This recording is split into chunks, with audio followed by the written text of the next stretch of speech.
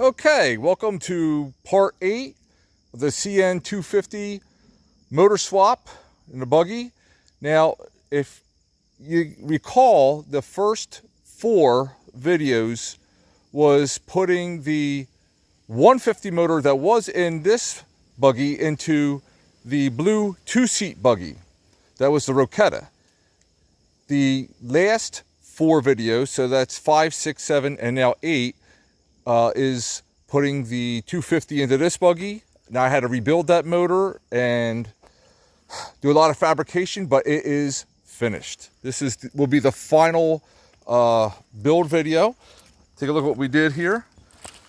How we have everything set. I did the best I could with the wires to hide them. There was a lot of wires, and it was for a bigger buggy, and I did the best I could to kind of hide that. But I got all the plumbing done. I'm real happy with it. I'm real happy with it.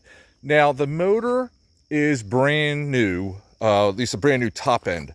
So I'm not going hog wild with it. A lot of these YouTubers, you know, they'll rebuild a motor and they'll gun it right away, and not me. I'm going to take it easy, do the break-in period correctly, and then I'll go hog wild. You know, that's what these things are all about.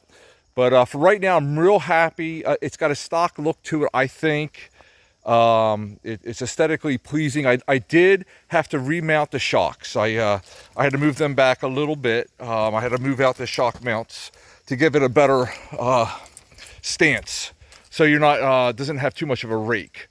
But I couldn't go too low because then it could bottom out where there's you can see the bump stop here, which lines up perfectly with this, and you really want to avoid this tube from hitting the top of the motor.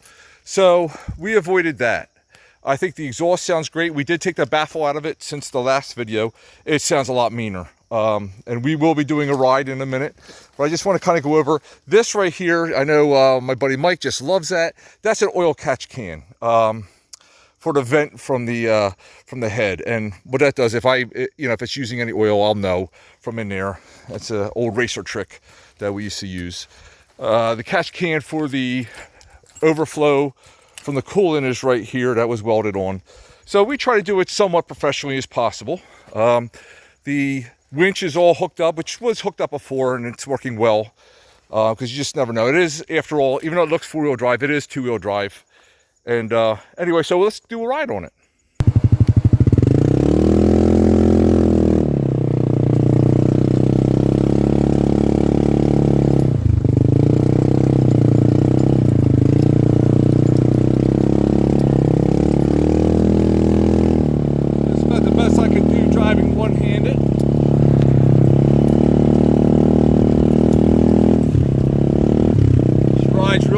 I mean, I'm sure it looks kind of bumpy, but love the way it sounds. Can't really get on it yet, but feels plenty powerful.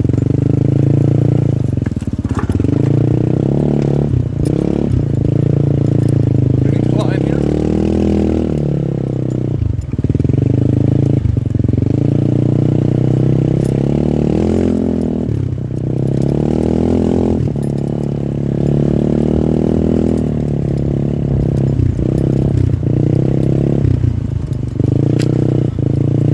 Turning radius is amazing, but that's not nothing I did. That's the way it comes from the factory.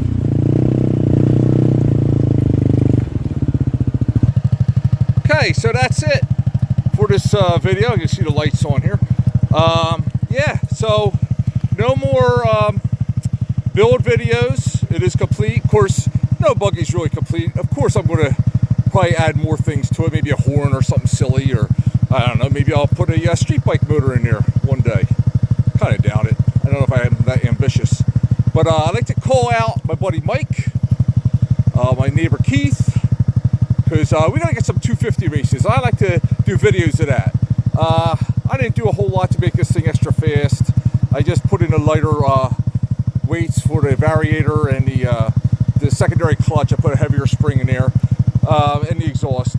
But you know, maybe I'll tune the carburetor a little bit. Oh, just real quick, I'll show you.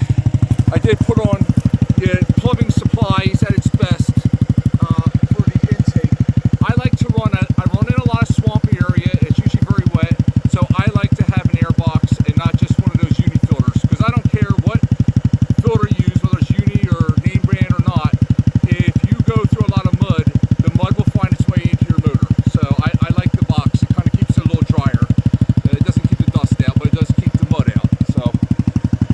anyway, that's all. Hey guys, thanks for watching. If you enjoyed this video, go ahead and give her a thumbs up. And next videos, maybe we'll do some racing.